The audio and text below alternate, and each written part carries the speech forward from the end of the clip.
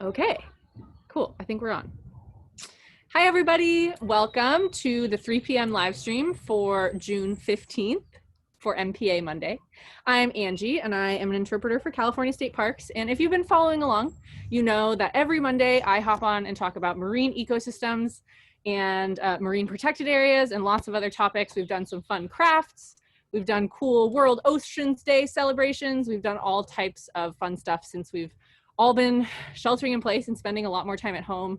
We hope that these live streams help you feel connected to your parks and to your marine environments, no matter where you live.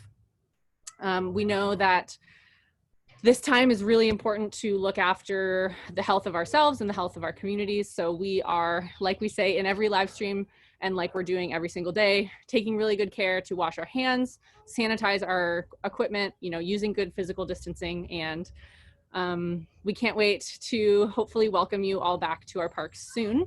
And in the meantime, we hope that these live streams help you feel connected and ready and pumped to come back to our parks. So today I have a special guest. This is our first time doing this, and I wanted to experiment with having some other voices join me on this platform to talk about MPAs and how there's many different complex parts of MPA management, research, and outreach. And so I have somebody joining me today from the MPA Collaborative Network. So Nicole, if you want to hop on so everybody can see you.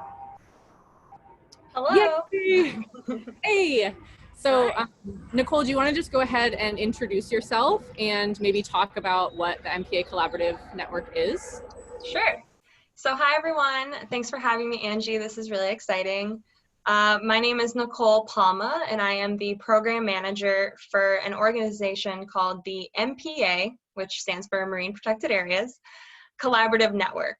And this collaborative network is actually an umbrella organization that supports and coordinates the activities of 14 coastal county-based volunteer MPA stakeholder groups in California. So these groups are up and down the coast from Del Norte to San Diego, and all of the members are volunteers, and we call these groups collaboratives, so MPA Collaborative Network. And our mission is to empower coastal communities to advance MPA management and encourage ocean stewardship.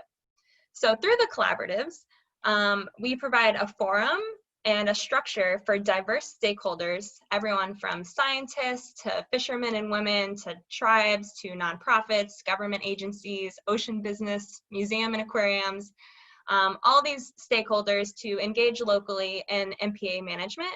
And they also carry out projects that answer local needs regarding MPAs and ocean stewardship. So that is just a brief look at what the MPA Collaborative Network is, and I'm excited to talk with you guys a little bit more about it. Yay! Thanks, Nicole. Thanks for joining us. I'm super excited to be here. As you know, I have been a collaborative member for several years now, and recently stepped into the role of being a co-chair for the Humboldt Collaborative. So if anybody out there, I know we have lots of followers from all over the country and sometimes even all over the world. But if anybody out there is local and wants to join your collaborative group and work with us on projects that have to do with MPAs, you can, well, I guess we'll get into that a little bit later, but we're having a meeting tomorrow, and it's at 2 p.m. Pacific time. And you can find that event on the MPA Collaborative Network Facebook page. So I'll go ahead and link that in the comments and in the description of this live stream. So Nicole, I guess I'll just go ahead and ask you, why do you think when it comes to marine protected areas and just marine conservation projects in general, why do you think it's important to have many different voices at the table, like many diverse voices that come together and bring these unique perspectives? Right, that's a great question. So California is really unique. So this network of MPAs, there's about 124 of them up and down the coast, and it came about in an interesting way that was developed in a very diverse stakeholder focused process. So in 1999, the California legislature passed what's called the Marine Life Protection Act. And this is what required the design of a network of California state MPAs based on local knowledge and best available science. So these MPAs were planned in regional stakeholder groups over a period of 13 years. And these stakeholder groups featured a lot of the same people and organizations I mentioned earlier, everyone from scientists to nonprofits to the tribal representatives and the people who fish, commercial, recreational, etc. All involved in the planning process. In 2012, California finalized the nation's first statewide science-based network of MPAs, which is what we have today, and it's actually the largest ecologically connected network of MPAs in the world. And these MPAs protect about 16% of our state waters. So we, the Collaborative Network, and the Executive Director, Calla Allison, wanted to continue this diverse stakeholder process that led to the planning and provide a way for these diverse stakeholders to continue to be involved in the management of the MPAs. And that's kind of how the Collaborative Network was born. So we are a structure for diverse stakeholders to get involved at the local level with the MPA management and to work on any projects that are needed locally.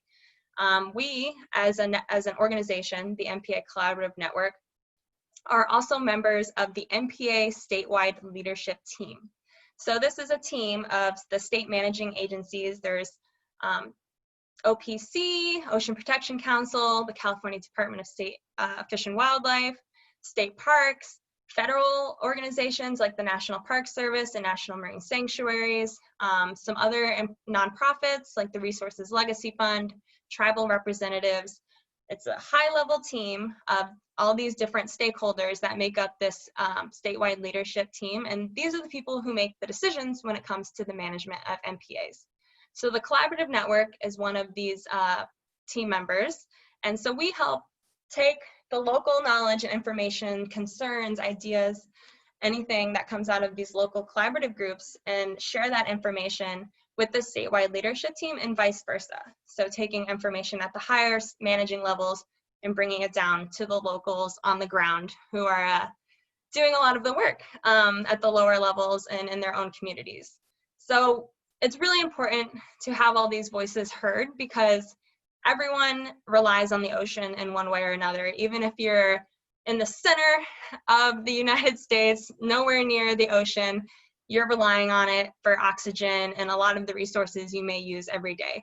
So everyone has a stake in the ocean, and there may be different stakes. You know, your livelihood may be fishing off the coast, and that's how you support your family. And then a nonprofit may be interested in protecting those fish because they're endangered.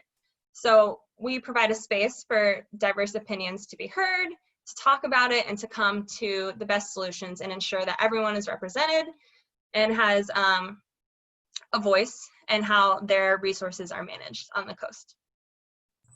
Awesome, love that. Great explanation.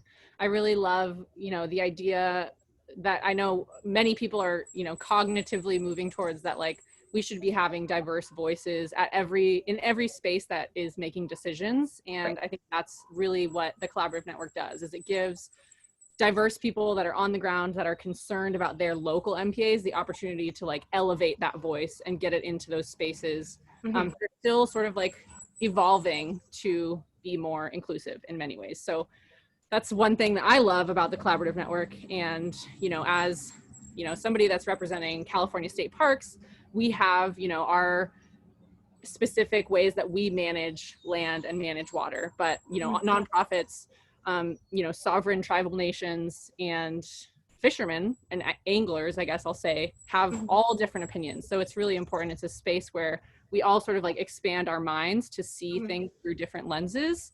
And it's just an amazing thing to be a part of. So if anybody out there feels like called to come share your voice with us, we'd love to have you. I have a good example, actually, of a point where diverse opinions came together to create something even better. So in one of our collaboratives, there's signage that was being made, and just a regular marine protected area sign, no take, which means, no take of resources. And on the sign, it had like a fishing hook and a fish with like the no fishing, right, in the MPA. But one of our collaborative members, who is a fishing representative, pointed out that take is not just about fishing. So if you go to a marine protected area and you're checking out the tide pools and you pick up a hermit crab and want to take it home, that's take, and that's illegal, and that's MPA. So it's not just fishing, it's all sorts of take that can be applied. So any biological, geological, or cultural resource is not to be removed. So the members suggested adding not just a fish and a hook, but also like a hand reaching towards a sea star or a crab, not sure which one it is, with the no as well. So that way it helps show everyone that it's not just fishing that isn't allowed, but any take of a resource as well. So all the resources in this area are protected. And that's just one little example of a product that came out of a collaborative meeting. Yeah, I love that. Just like I said, kind of expanding the lens that each individual has that can sometimes be a little bit narrow. So it's so important to have, those people that are expanding how we see the things that we create and the things that we say. So, so appreciative for those different perspectives that I maybe don't always have myself, and always willing and open to learning from all of our collaborative members. So it's a great thing. And I'll just go ahead and say that once again, if you are interested in joining the collaborative network, if you're up here in Humboldt County or in Del Norte County, we're having a joint meeting tomorrow, June 16th at 2 p.m. Pacific time. And that event information is in our Facebook event. So I'll go ahead and share that in this. It is virtual. So normally we try to meet in person and sometimes provide a virtual option. Like we generally enjoy that face-to-face communication in the collaborative network, but due to circumstances, most meetings are virtual these days, which actually kind of opens up maybe more of an opportunity for new people to get involved. It's a little bit easier. So it will be a Zoom meeting, and all those information, those details are in the links that Angie is going to share. Yeah, thanks for that clarification. And then Nicole, do you want to mention if there's any other collaborative meetings that are happening coming up for people in different areas? Yeah, so actually the next day on the 17th, there will be a Monterey collaborative meeting. So for the Monterey County area, another virtual one that is at 11 a.m. Information also, it is an event on our Facebook page. And then on our website, which is actually MPAcollaborative.org, we have information on all the collaboratives, the projects they've done, the resources they've created, and just events. So any upcoming meetings will be posted there. And then we also share events from our members and partners. So anything that we are aware of, we try to share and amplify the outreach and engagement with as many people as we can for any of the upcoming events. So check it out. Yay, awesome.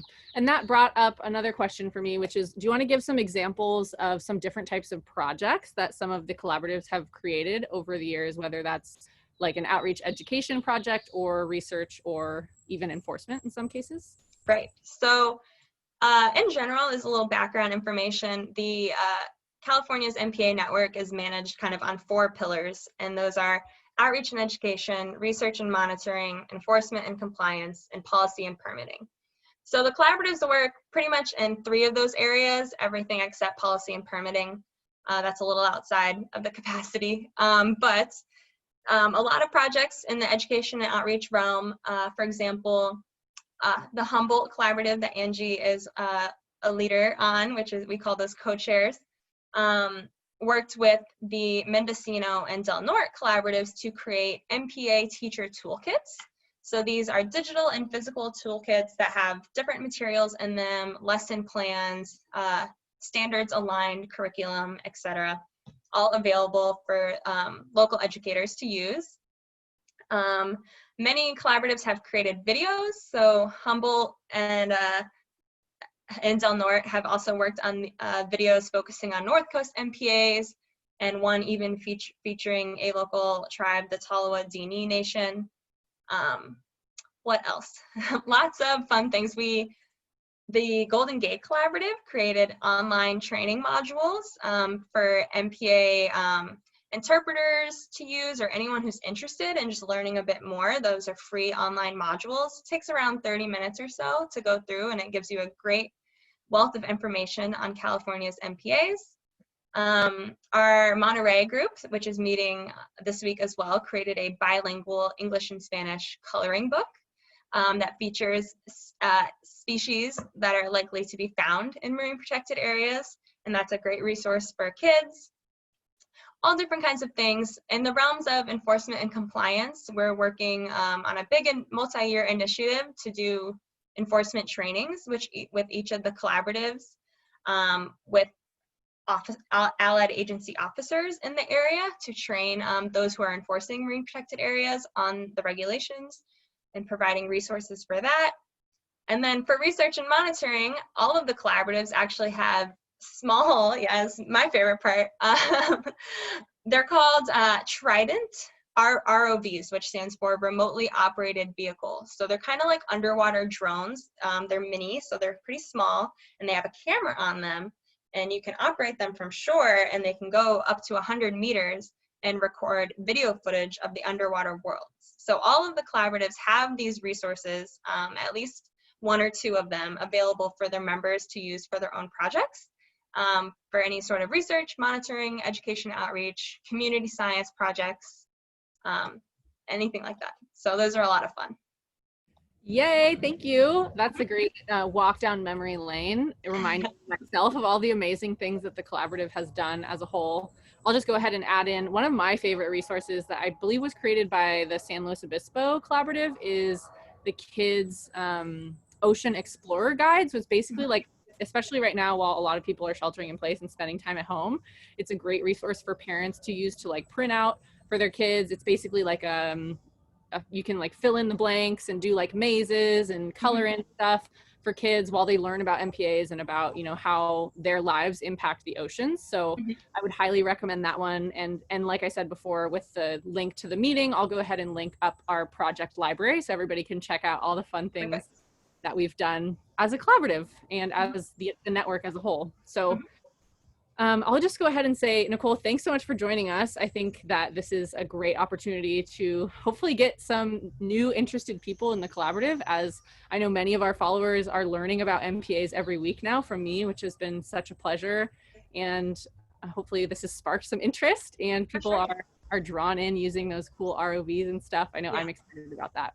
So I will also point out that, like we've said, we're a diverse group. Everyone is welcome to join their local collaborative, and it is free. So to be a member, you just have to, you know, be involved, be on the email list, attend a meeting here and there. You can kind of be as engaged as you'd like in the collaboratives. And thanks for having me, Angie. Yeah. All right, everybody. Well, come and join us. Come join the collaborative. We will be posting those resources for you, and feel free to type any comments or questions in the comment box, and I'll come back and answer those for you as you watch. So enjoy this video, and I hope everybody has a great week. Happy MPA Monday. Bye, Nicole. Thanks for coming. Monday. Bye. Bye.